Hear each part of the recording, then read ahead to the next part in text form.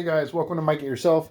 Today's video, I'm gonna repair some scratches that I have in certain areas of my bike.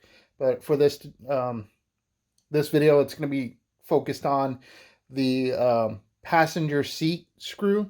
So this is where the passenger seat, if you have one on your Softail, gets screwed into the fender. At one point, it looks like either they put it on without any kind of protection on here or something, but it's destroyed the paint for a good portion of this.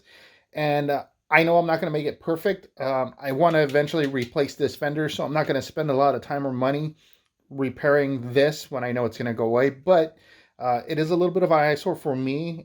With the seat on, you don't know it's there, but I know it's there, so it bugs the heck out of me. It's one of those things. So what I'm going to do is I'm going to show you how to do this using nail polish. So this is some cheap nail polish that I got from Target. I'm not even sure what the brand is, but ultimately I just went looking for black polish, right? And what you're going to do is you're going to put it on here and you're going to build up a little bit of a layer that's going to sit a bit higher, and then we'll wet sand it. And once it's wet sanded, then you buff it out with some buffing compound. So I'm going to use basically a kit that I got that was made for clearing headlight lenses, but it's all the same stuff, right? So sand, fine grit sandpaper, of course with water, the clarifying compound, and then we'll wax it. And we should be able to restore this to something that looks a little decent. Like I said, it's not going to be perfect. This isn't like painting your bike. This is just making it look a little bit better than what it looks like right now. So I'm going to get started. I need to clean the surface first. That way I'm working with a nice clean area. And then we'll take a look at the different stages.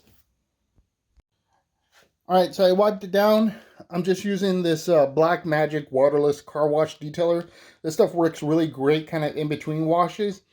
I don't recommend trying to use it to wash your whole vehicle with, but you know, to spot clean, it works really, really good. So I just use that to kind of wipe this down, get any dirt, foreign debris away from here, so that way as I sand, I'm not just making it worse with grits of dirt. So let me show you what the sandpaper is that I'm going to be using along with the rubbing compound. All right, so all I'm going to be doing is using these pads that I got in a kit. So I think it was a turtle wax kit that I bought some time ago, and it came with this clarifying lens compound. So again, it's like a paste, right? A very fine grit paste. So that helps. This is like the finishing touch before you wax it.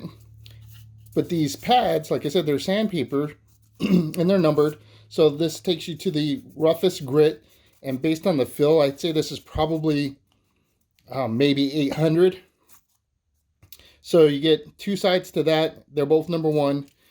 Number 2 is the next step up. So this is probably about 1,000 grit.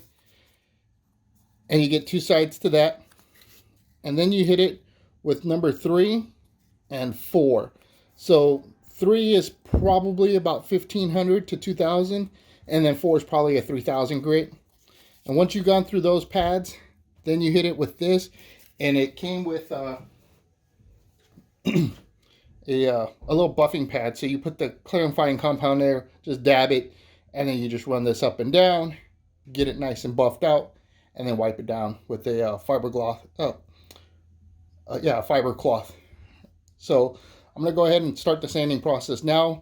Like I said, I'm going to use some water with this. So I've got a little mason jar that I put some water in. That way you provide some kind of lubrication as you do the sanding. If you don't, then you're just sanding raw, and that's not good when you're trying to do paint, if you want to bring that gloss out. So first things first, before I go into sanding, I've got to put the paint down, right? So what's nice about nail polish is it dries pretty quick, like 5 to 10 minutes. You got a good solid dry. I'm gonna probably let it sit just a little bit longer.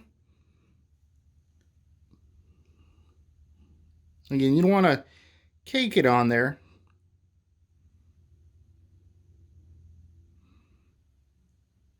And if your scratch is really deep, like real bad, then you may have to apply a couple of layers. Like I said, you want this to set a little bit higher than your paint job, and the reason you'd want to do that is just so you're sanding that down more than you are sanding just your regular paint, right? And what you're sanding with that fine grit is not so much the paint, you're sanding that clear coat that's on top. So you want to try to keep it with those higher grits. You don't want to start digging down, like don't go using 60 grit sandpaper.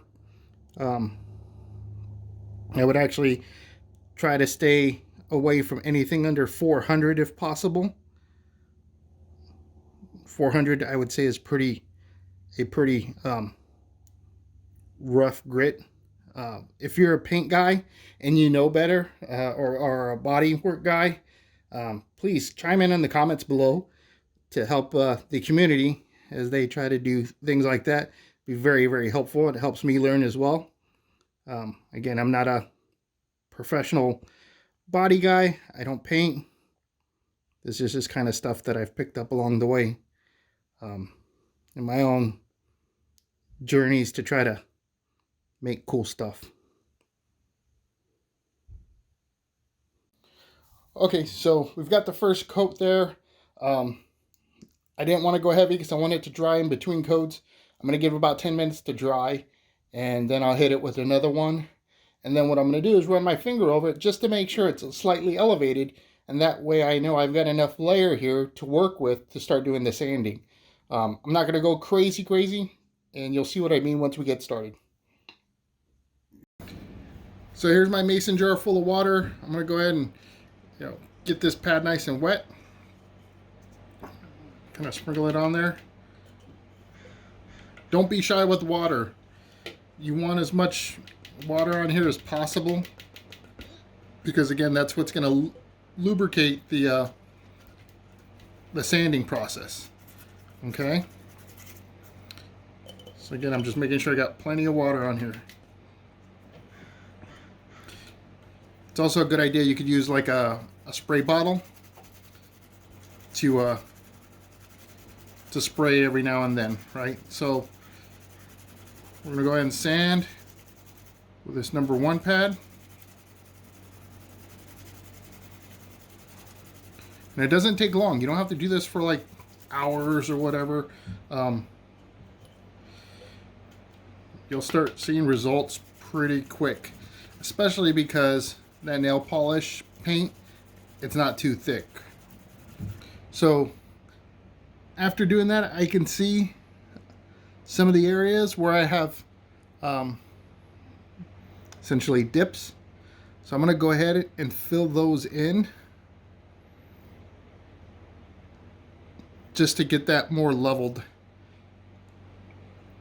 So I'm going to go ahead and do that now, and then I'm going to hit it again with the number 1 pad.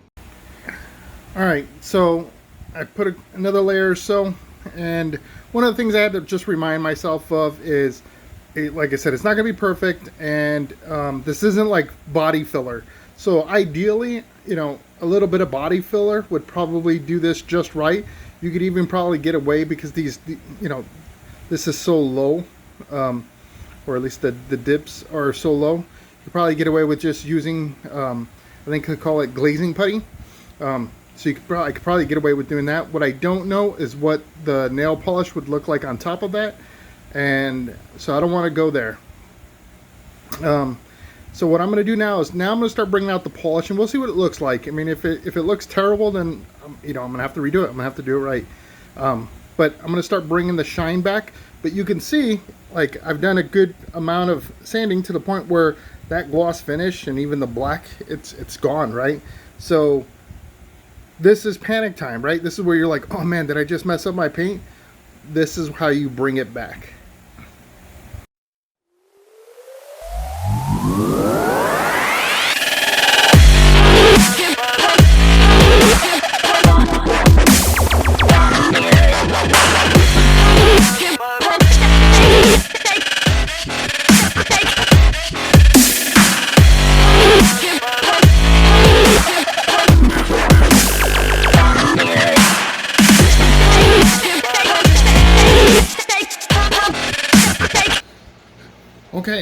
So I went through the 4 different grits on those pads, and you can see it's still a little scuffed up, but the paint doesn't look as bad as it was when I showed you kind of at the beginning of the multi-pad run down there. So the next step now is to hit it with that compound, that paste I was talking about in the drill gun, and that'll actually gloss this up quite a bit, and you should see a significant difference in the paint.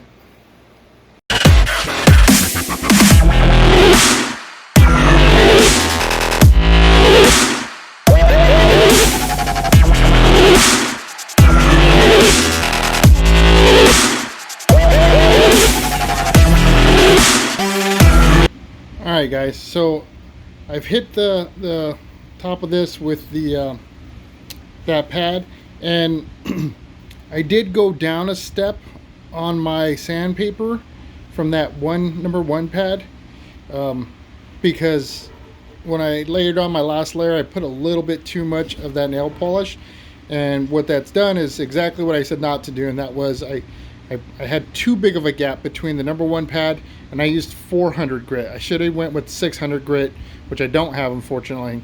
So now I've just got to fix this. And again, I'm not panicked. Even this is easily repairable. Okay?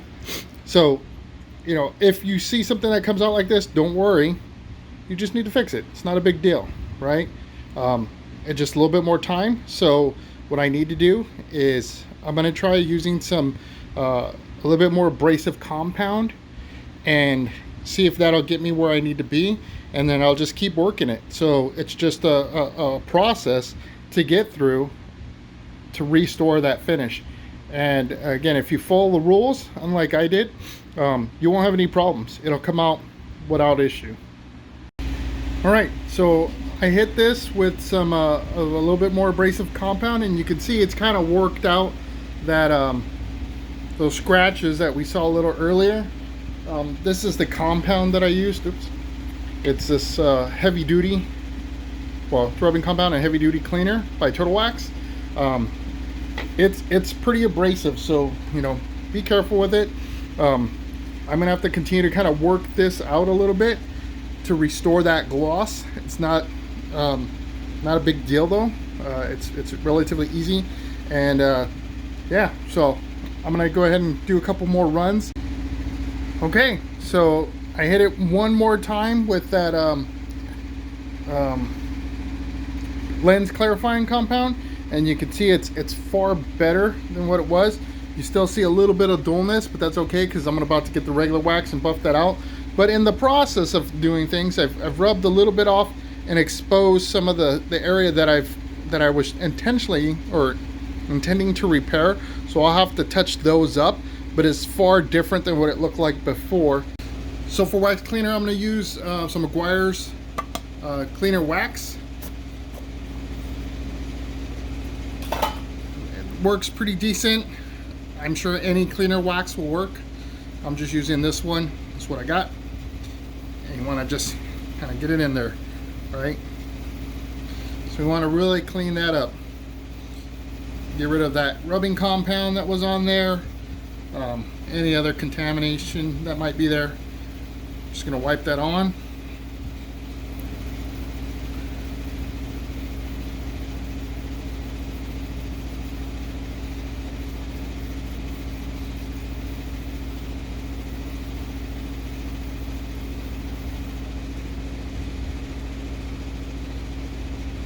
We'll let it sit, and then we're going to clean it off.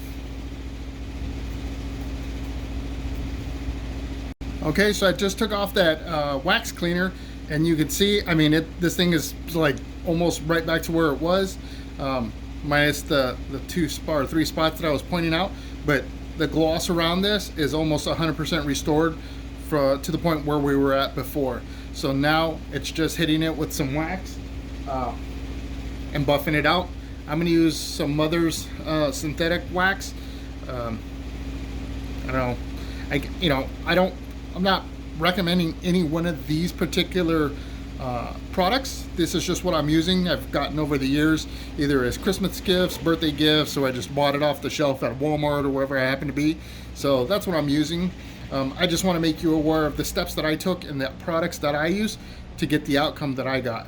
So I'm going to go ahead and wax it, buff it out, and then we'll take a look at it. All right, so I've got that wax on there. I'm letting it dry to a haze, right? 3 to 5 minutes, whatever the hell it says. So I'm going to go ahead and do that. I'm going to wipe it first with my microfiber cloth, and then I'm going to hit it with the microfiber, not pad, but it's like a, well, I'll show you when I get there. But I'm going to attach that to my drill gun, so that way I can get just that speed to really gloss the hell out of this thing. So it's been enough time to let this dry out. It's at a haze. I'm going to go ahead and wipe it down.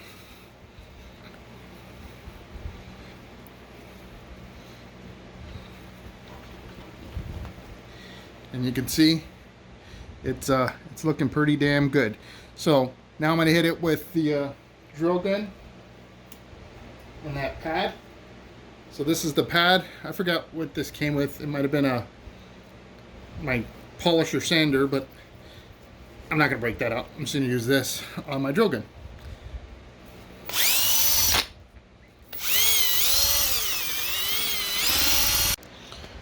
Alright guys, so this is kind of the job done.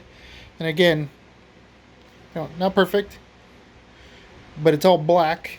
And I know it looks like there's some white spots. It's the lighting, so you're seeing, because this is not a perfectly smooth surface. It's got those imperfections. But as soon as I put my seat on here, you'll see what I mean. But this is a far better look. And again, if you look here, where all that sanding was being done, and I went, whoa, like, normally you go into panic mode. Just using those steps, those products I was telling you about, and when I say products, not the brand, just rubbing compound, the lens clarifier, and walking through those and taking your time doing it restores that finish. So if you do it yourself, and I'll be honest, when I did it myself the first time, I went, oh man, I ruined my paint. Don't worry, you didn't, right? It'll come right back. All right, so here is the seat on now. Again, you don't see any of the issues. And where it bothered me most was you could see it through the hole, and it's not there anymore. So that's probably the best part. Overall, I'm happy with the outcome. I've done another spot or two on the bike. There was a rock chip here. You can kind of see that one. That one I just kind of filled in. I'm still working it. But that one will get done. I'll clean that one up. And then there was a large, almost like a key mark that was here on the fender. And if you really look, you could see it there. So it was down to the metal. Filled that in, and now it's polished out a bit. You could barely make it out. When you're from a distance, you can't see it at all. So again, I'm really happy with that. Overall, the Fatboy looks fantastic. So I hope you learned something here today. Like I said, don't be afraid to take those steps. As long as you follow the rules, you don't get too crazy and sand get like mad hell. You can get great outcomes with very little work, and anybody can do it with some simple tools and things you would get at Walmart. It doesn't take a rocket scientist to do it. Granted, if you get the guys that are professionals to do the job on your bike, it's going to come out 100 times better. Okay, so don't get me wrong. I'm not saying that you shouldn't go to a paint shop or whatever if you really want that, showroom finish. But if you're simple, for a simple job that you're just trying to do, and you're looking for good enough and not perfect, not great, or even great, this is great. This is the way to do it. So I hope you enjoyed the video. Please like, comment, subscribe. Any input, like if you say, hey Mike, if you try doing it this way, you get a far better output, let me know. If you see something else on YouTube, another guy who's doing it, and he has a little bit better method, then definitely comment that out, man. Call those guys out. This is a giant community. I'm not saying I do it the best, and there are a ton more people that are way smarter than me on how to do this. I'm just showing you what I do, and hope that this gives you the opportunity to step out and do some of the work yourself. That's what this is all about, being successful in your projects. Until then, I hope to see you on the next video. If you don't want to miss out on the next one, hit that notification bell. I produce every Sunday at 9 a.m. Pacific Standard Time. And until then, peace.